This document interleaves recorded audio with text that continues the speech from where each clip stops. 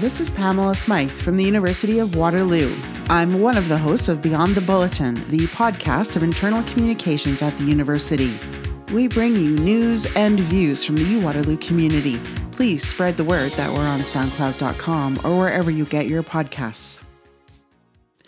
And now the interview from episode 161 of Beyond the Bulletin, originally broadcast on September 29th, 2023. An eye exam includes a number of tests that are designed to give your optometrist a clear picture of your eyesight.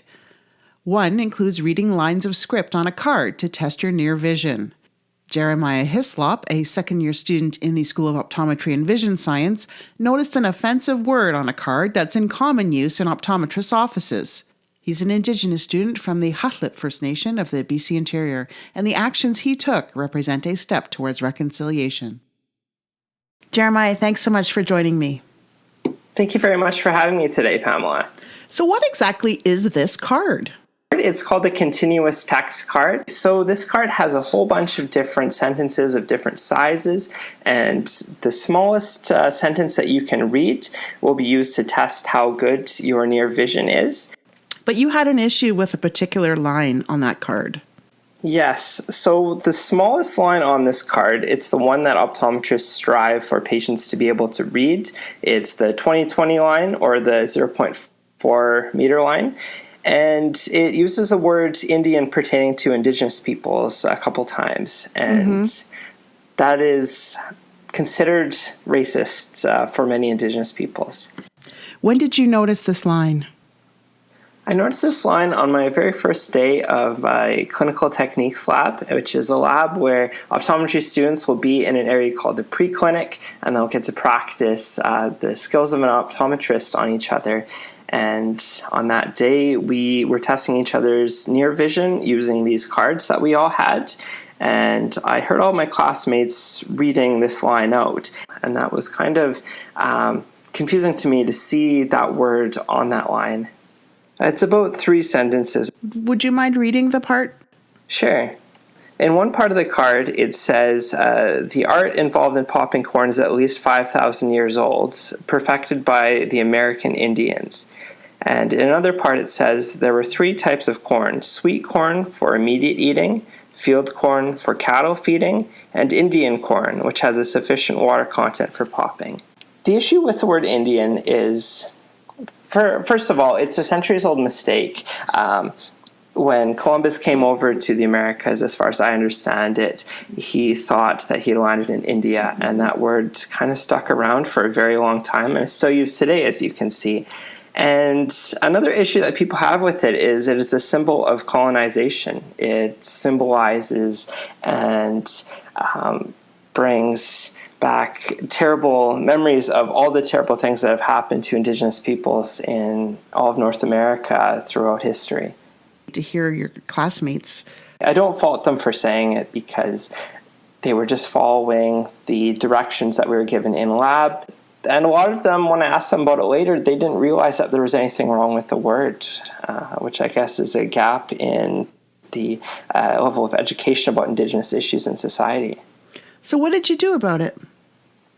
So I consulted with multiple of my classmates. I consulted with different elders and relatives back home in BC and a local Indigenous leader to make sure that, yes, indeed, my understanding of the word Indian being offensive when used towards Indigenous peoples is actually offensive.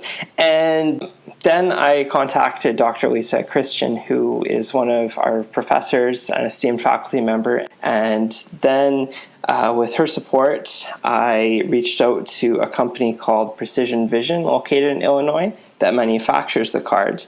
And then with the help of Dr. Lisa Christian and Dr. Natalie Hutchings, who is another one of our esteemed faculty members in the optometry program, we met with this company multiple times, and we also enlisted the help of Elder Mayangan Henry, who is an elder and knowledge keeper with the Faculty of Health, which is a different program on campus, but he was happy to help give a little bit of insight when we were meeting with this company about Indigenous history, why this change is important, and we had some really productive meetings with the company. I talked to Dr. Lisa Christian, and then before I heard back from her is when I sent the email to Precision Vision, because I was a little bit worked up having heard this word.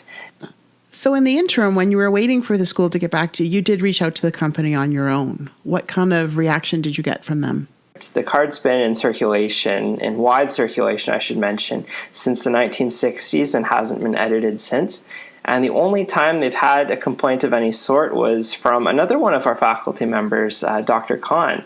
And I was quite proud to hear that it was a University of Waterloo member that had brought that complaint forward, but I was quite surprised that with all of its wide usage across North America and even a little bit in Europe, that nobody had brought forward that complaint before.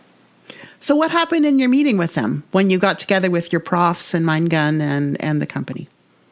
Well, Elder Henry helped them understand why it was an issue, because he's more educated in the matters of Indigenous issues than I am personally. And Dr. Christian and Dr. Hutchings, they were able to talk about what it's like from a clinician standpoint. And I brought in my viewpoint as an Indigenous patient. And they were very receptive to everything that we said, and it didn't take much to convince them to work towards a solution, and they kind of put the ball in our courts. In further consultation with different Indigenous members back home and here in Ontario, we came up with a whole bunch of different possible substitutions, different words that we thought would be appropriate to use in that context that would be culturally sensitive. And then Dr. Christian and Dr. Hutchings, they performed some statistical analysis over the computer to make sure that any of these substitutions would be fitting to serve the purpose of testing a patient's near vision. And so you came up with what suggestion? So in the part where the card mentions American Indians, we replaced it with Indigenous Peoples of North America. And in the part where it says Indian corn, we replaced it with the word flint corn. And that's exactly the same thing. Yeah, it's exactly the same thing. It's just a much more culturally sensitive name for it. I have nothing but good things to say about the faculty and the company. I was really blown away, actually, by the level of respect and receptiveness and support that it had from all sides. It was quite impressive, too, when we were working with the company, that we worked with, among other individuals, the CEO and president, not just somebody contracted in. That right there was a show of good faith, in my opinion. Good. I'm glad you felt that way. So does this mean the next time we get our eyes checked, we're going to see a different card in the office, wherever we go? Well, I'd hope so, but unfortunately that's not going to be a guarantee, because this is a card that doesn't have an expiry date, and like anything else that you'd use in a medical setting, it doesn't come cheap, and most optometrists already have it. So we're hoping to start small with the school, and we're hoping that we can have all of our students with the new card, and then eventually it'll slowly get replaced. Is the new card in circulation now then? We're waiting to hear back about that. We know that it's being sold directly from the company we worked with, Precision Vision, but with some of the distributors, we still need to work with them to make sure that it's the new card that's being used. Right, because they probably have, like you say, they don't expire, so they probably have a lot of these old ones. Oh, I'd imagine so. So what would you like to see ultimately happen? Ultimately, I'd love to see this new card with the new edits in all the cards that are used in optometry clinics, but that isn't up for me to say. I am not an optometrist. I don't understand all the politics around it just yet, but this is just the first step here. I'm excited to see how this card spreads going forward. Yeah, me too. So what drew you to optometry? Well, there's a couple answers for that, one of which is I found the profession to be really interesting. I worked in a clinic, and I loved going to work every day. And the science behind it is just fascinating. And my optometrist did so much for me.